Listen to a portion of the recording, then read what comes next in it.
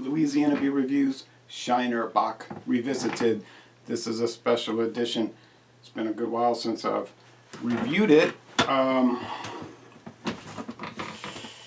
This beer has been on the market continuously since 1973. Spoetzl Brewing was established in 1909. And this became their #1 product, passing even the popularity of Shiner Premium by a large margin today. Some people think the name of the company is Shiner Bock. Like it's one word, Shiner Bock. Alright, nice smoke. I bought this family reunion pack at Acquista Paces, and come to find out it's old, from mid-2017. That's the production date. These stores, these distributors, you just can't really trust them. They don't seem too concerned about dating. They might say they are, they don't seem to be. And they'll claim that's why we need the 3-tier system to ensure quality in all this business.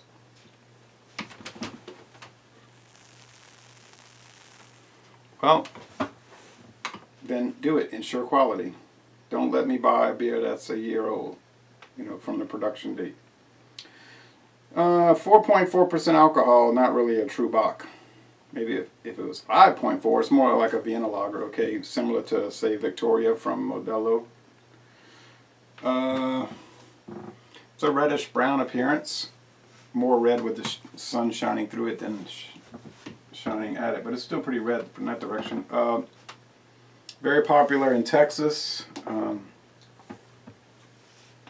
think Ziegenbach is sort of popular out there too.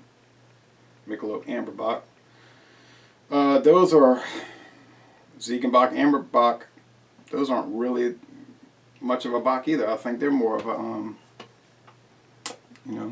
Vienna lager type thing, or amber lager. Anyway, there's not much of aroma with this thing, and I've noticed that in the past. There's a faint lager beer yeast smell, but there isn't much aroma. They say they use roasted barley and some German specialty hops of some sort. Beer Advocate and Untapped are saying, it's okay, they get it the high 60s. But then Rate Beer is giving it really terrible ratings. What do they give it, a 12 out of 100? I said it was dull in the past. I didn't say it was horrendous.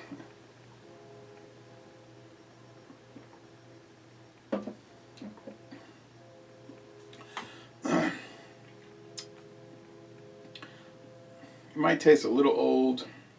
The IPA, that Wicked Ram, was much more noticeable with the aging on it. This one is not too noticeable, the age on it, and I think that's largely due to the fact that it doesn't have a whole lot of flavor to start with, so there isn't much to detect anyway.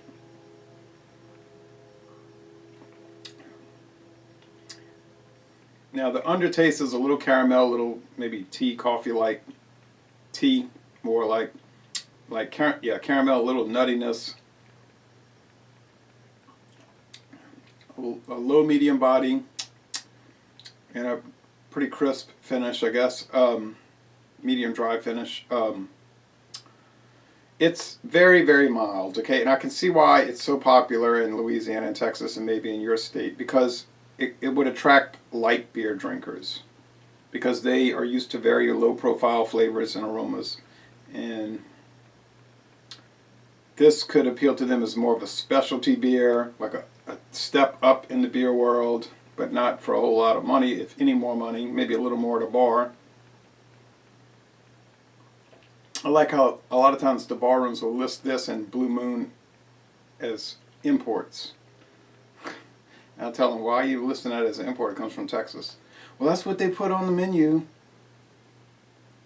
Well, I know that's what they put on the menu. I'm asking, why is it on the menu that way? If you say it's a specialty beer, okay, but it's not an import. I don't know. I know I shouldn't care about that. It just irritates me.